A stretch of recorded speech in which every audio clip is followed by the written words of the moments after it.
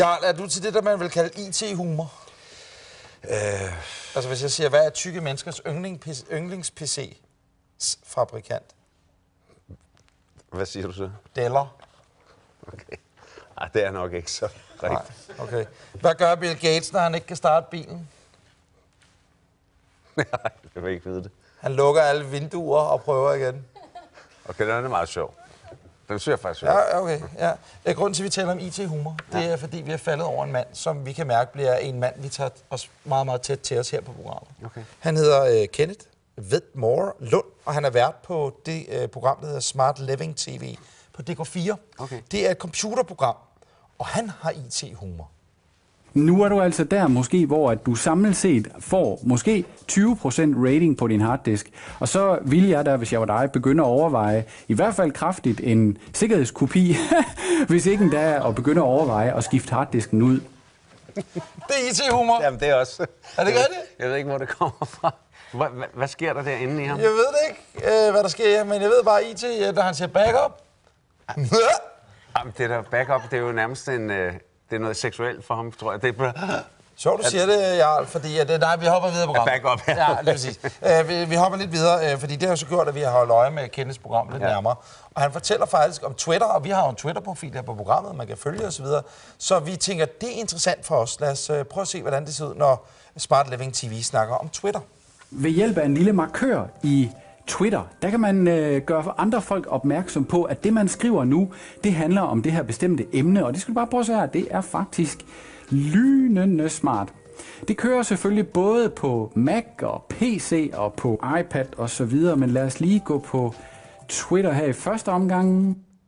Så går han så på Twitter, Jarl. Bemærker du noget? Ja, jeg er ikke rigtig lige nu, andet end han er meget begejstret, kan jeg se. Ja. Skulle jeg bemærke noget her? Ja, det skulle du. Det er måske det bedste tip, vi nogensinde har fået i hele verden fra en seer. Det kan jeg så godt sige. Vores seer er, Jarl, Danmarks skarpeste øjne. Fordi prøv at se her, hvad vores seer, de fandt ud af, da han skriver Twitter i adressen.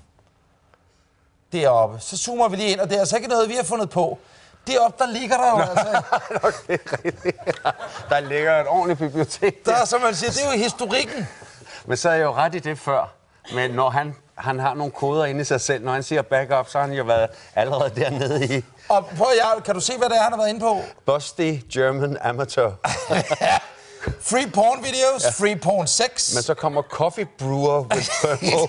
Lige præcis. Han sidder altså for en kop dejlig kaffe og siger, hvordan kan jeg holde den varm? Samtidig med, at jeg siger, nu skal jeg satme se nogle tyske batter. Samtidig med, at han er inde på Telmore for at købe nyt taletidskort, for så samtidig lige at tjekke den nye Samsung Galaxy Nexus. Han er multitasker. Han er en driftig ung mand. Og så er han jo IT-ekspert, der i hans program giver gode IT-råd.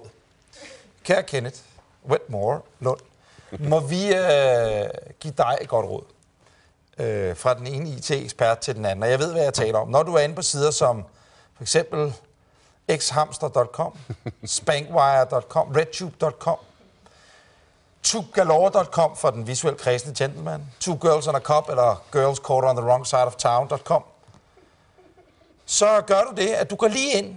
Hvor kender du alle de tæt titler fra? Det er arbejde, det er research. Det er research. Okay. Så går man lige ind, og så trykker man op på Safari-browseren, hvis det er Safari, man har, trykker privat browser, trykker OK, så gemmer den simpelthen ikke de besøgte hjemmesider i historikken.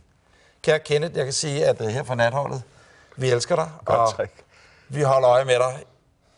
Vi ses.